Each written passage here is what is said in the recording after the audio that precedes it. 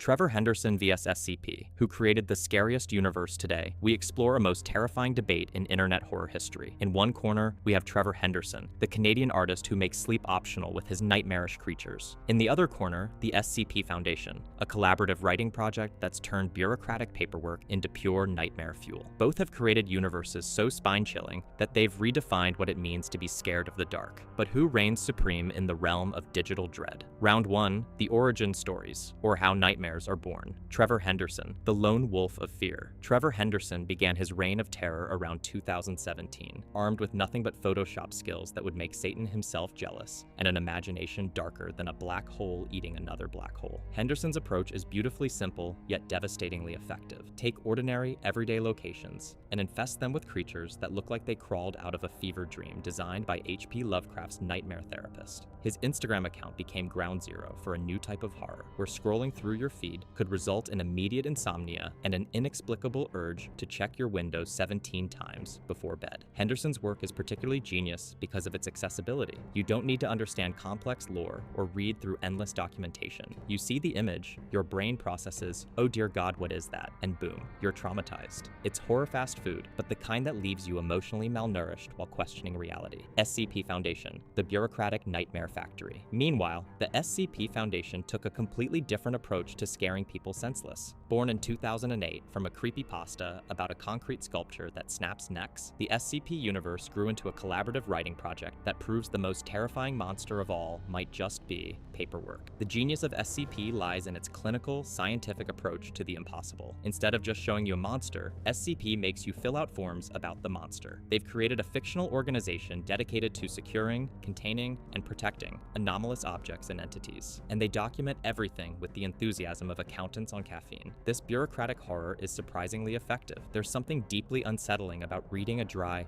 clinical report about how SCP-173 requires eye contact at all times and will snap necks if unobserved, written in the same tone you'd use to describe office printer maintenance. Round 2, the creature feature showdown. Henderson's gallery of nope. Trevor Henderson's most famous creation, Siren Head, stands 40 feet tall with sirens for a head and the charming habit of mimicking emergency broadcasts to lure victims. It's like a cell phone tower had a baby with a nightmare and decided to go on a killing spree. Then there's Cartoon Cat, which looks like a 1930s cartoon character that fell into a vat of pure evil and emerged as the stuff of therapists' retirement funds. Long Horse is exactly what it sounds like, an impossibly long horse that appears to warn people of disasters, because apparently even Henderson's monsters have a sense of civic duty. Bridgeworm turns everyday overpasses into potential death traps, while Country Road Creature makes rural drives significantly more terrifying than they already were. Henderson's creatures share a common thread. They take familiar concepts and twist them into shapes that make your brain want to file a formal complaint with reality.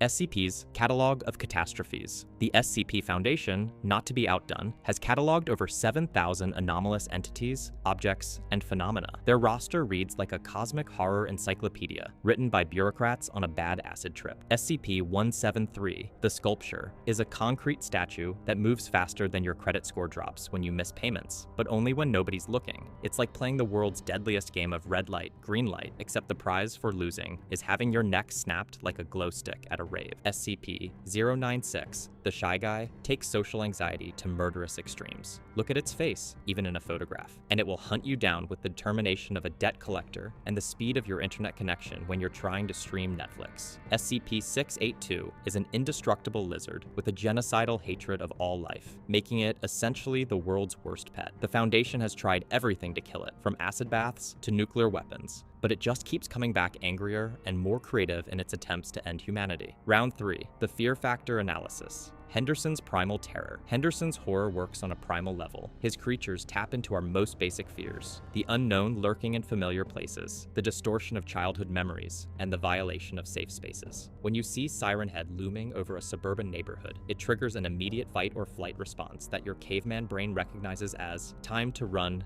very, very fast. His creatures also exploit our modern anxieties brilliantly. Siren Head represents our fear of false emergency alerts and misinformation. Cartoon Cat embodies embodies our unease with nostalgic media and the corruption of innocent childhood memories. These are psychological warfare disguised as digital art. SCP's existential dread. While Henderson delivers immediate scares, SCP builds existential dread like a master architect of anxiety. The horror isn't just in the individual entities, it's in the implications of their existence. The Foundation's universe suggests that reality is fundamentally broken, held together by a secret organization that treats world-ending threats like office supply requests. There are SCPs that can rewrite history, others that exist in conceptual space rather than physical reality, and some that are so dangerous that knowing about them can kill you. The clinical documentation style makes everything worse. When you read about SCP Yazrazan proposals, the Foundation's origin stories, you're not just reading about monsters. You're confronting the possibility that everything you think you know about reality is wrong. Round 4, cultural impact and internet domination. Trevor Henderson's creatures have achieved something remarkable in the digital age. They've become genuine urban legends. The viral nature of Henderson's work is partly due to its visual impact and shareability. His images are perfect for social media. They grab attention, provoke strong reactions, and stick in viewers' minds like psychological superglue. They've spawned countless fan art, theories, and derivative works, creating a decentralized horror universe that grows organically. Henderson's creatures have also made the jump to other media, appearing in video games, short films, and even merchandise. Nothing says, "I have successfully traumatized the internet," quite like officially licensed Siren Head action figures. The SCP Foundation has achieved something even more impressive. It's created a self-sustaining horror ecosystem. With thousands of contributors worldwide, the SCP universe continues to expand daily, with new anomalies, tales, and nightmare fuel being added regularly. The collaborative nature of SCP has spawned an entire subculture of horror enthusiasts. There are SCP podcasts, video games, short films, and even academic discussions about the project's literary merit. The Foundation has become a proving ground for horror writers, a place where anyone can contribute to a shared universe of cosmic dread. SCP's influence extends beyond horror into discussions about Creative Commons, collaborative storytelling, and the democratization of creative content.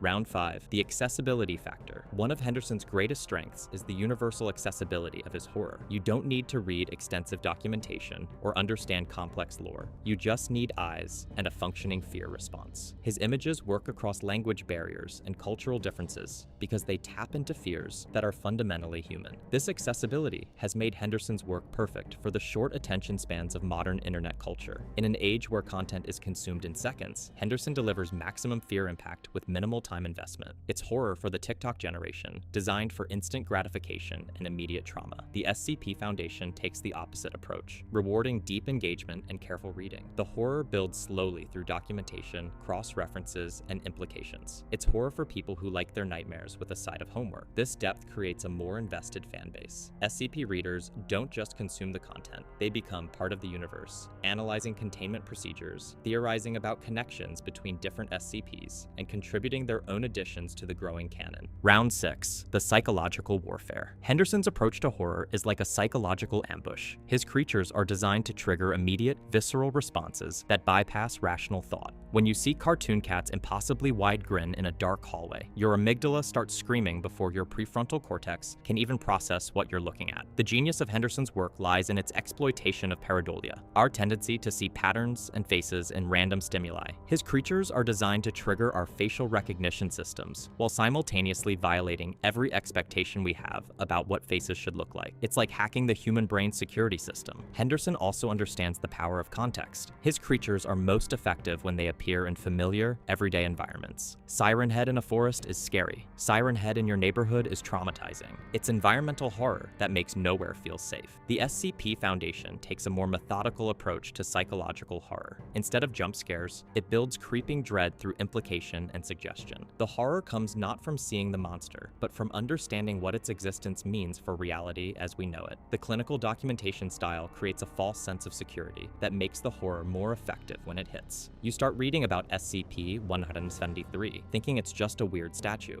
and by the end, you're questioning whether reality itself can be trusted. It's like being slowly poisoned by bureaucracy. The SCP universe also employs meta-horror techniques, where the act of reading about certain SCPs becomes dangerous within the fiction. Some SCPs are cognitohazards that can affect anyone who learns about them, creating a sense of danger that extends beyond the fictional universe into the real world of the reader. Round 7, the evolution and future. Henderson continues to evolve his artistic approach, introducing new creatures and expanding his universe while maintaining the core elements that made his work effective. Recent additions to his roster include more subtle, atmospheric horrors that rely on implication rather than direct confrontation. His work has also influenced a new generation of digital horror artists who use similar techniques to create their own nightmare fuel. The Henderson style has become recognizable in the horror community, proving that his influence extends beyond just his own creations. The future of Henderson's universe likely lies in its continued expansion across different media while maintaining the creator's artistic vision. Unlike many internet phenomena that burn out quickly, Henderson's work has shown remarkable staying power and continued relevance. SCP's infinite expansion. The SCP Foundation shows no signs of slowing down. With thousands of writers contributing content regularly, the universe continues to expand in unexpected directions. Recent additions include more experimental formats, cross-dimensional storytelling, and increasingly complex narrative structures. The Foundation has also begun exploring more philosophical and existential themes, moving beyond simple monster containment to examine questions about the nature of reality, consciousness, and human existence. It's evolved from a simple horror writing project into a platform for exploring the darkest corners of human imagination. The collaborative nature of the project ensures its longevity. Unlike creator-dependent properties, SCP will continue to exist and grow as long as there are people willing to contribute to its shared nightmare vision. The verdict: different monsters for different fears. After analyzing both titans of terror through multiple rounds of psychological warfare, declaring a definitive winner feels like trying to choose between being eaten by a shark or a crocodile. Both options will ruin your day, just in different ways. Trevor Henderson has created a universe of immediate, visceral horror that speaks to our primal fears and modern anxieties. His work is accessible, shareable, and guaranteed to ruin your sleep schedule. He's the master of visual horror in the digital age, creating monsters that feel both familiar and utterly alien. Henderson proves that sometimes the most effective horror comes from a single, focused vision executed with masterful skill. The SCP Foundation has built something unprecedented, a collaborative universe of cosmic horror that grows stronger with each contribution. It's created a new form of interactive horror literature that challenges readers to confront not just individual monsters, but the fundamental nature of reality itself. The Foundation demonstrates the incredible power of collective creativity when channeled toward a shared goal of systematic nightmare construction. Perhaps the real question isn't who created the scariest universe, but what kind of fear you're in the mood for. Want quick, effective scares that'll make you check your closet 17 times before bed? Henderson's your guy. Prefer slow-building existential dread that questions the nature of reality while making you feel complicit in cosmic horror through your very act of reading. The SCP Foundation has got you covered like a comforting blanket made of pure anxiety. Both have fundamentally changed how we think about horror in the digital age. Henderson proved that individual creativity can still create viral phenomena in an increasingly corporate internet landscape, while SCP demonstrated the power of collaborative nightmare construction on a scale never before attempted. Together, they've ensured that the internet will never be a safe space for those who prefer their reality monster-free. The beauty of this rivalry is that it's not really a competition, it's a collaboration in terror. Both Henderson and the SCP Foundation have expanded the possibilities of what digital horror can be, creating new templates for fear that will influence creators for years to come. They've shown that horror can be both deeply personal and universally collaborative, that it can work through immediate impact or slow accumulation, and that the internet has transformed how we create, share, and experience fear. In the end, we're all winners in this competition. If by winning, you mean having access to an unprecedented amount of high-quality nightmare fuel delivered through multiple formats and updated regularly by dedicated creators who seem personally committed to ensuring we never sleep peacefully again. The real victory here is that both Henderson and the SCP Foundation have elevated internet horror from simple jump scare videos and creepypasta to sophisticated forms of digital art and literature. They've proven that the democratization of creative tools and platforms can lead to genuinely innovative and culturally significant work. So irrespective of what team you are, Team Henderson or Team SCP, or like most sensible people, you appreciate both for their unique contributions to the grand tradition of scaring ourselves senseless for entertainment. One thing is clear: the internet has given us access to more high-quality horror content than any previous generation in human history. Sweet dreams, words: internet. You're going to need them, because thanks to these two titans of terror, nowhere is safe. Not your familiar neighborhoods, Henderson's domain, nor the very foundations of reality itself, SCP's specialty. The monsters are real, they're beautifully crafted, and they're coming to a screen near you whether you want them to or not. That's a wrap on this horror showdown. Hope you had as much fun reading this as I did putting it together. A quick like really helps the content reach more people who might enjoy it. Subscribe if you want to see more in-depth comparisons like this one, and don't forget to ring that notification bell for updates. Share it around if you know someone who'd appreciate this kind of analysis. Spreading the word always helps.